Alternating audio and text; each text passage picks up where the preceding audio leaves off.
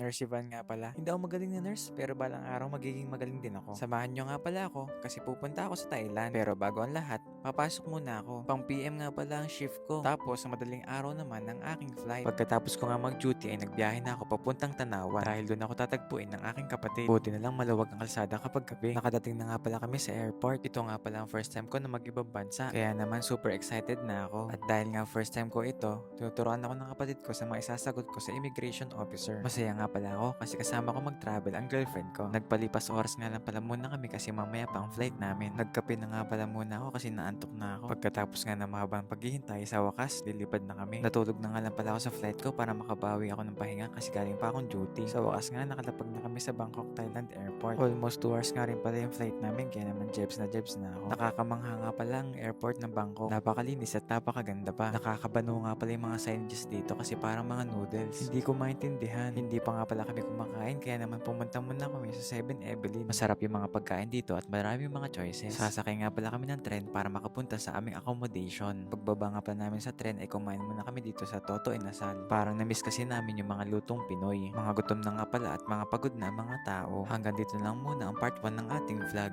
Day 1 in Thailand. Facial wash 8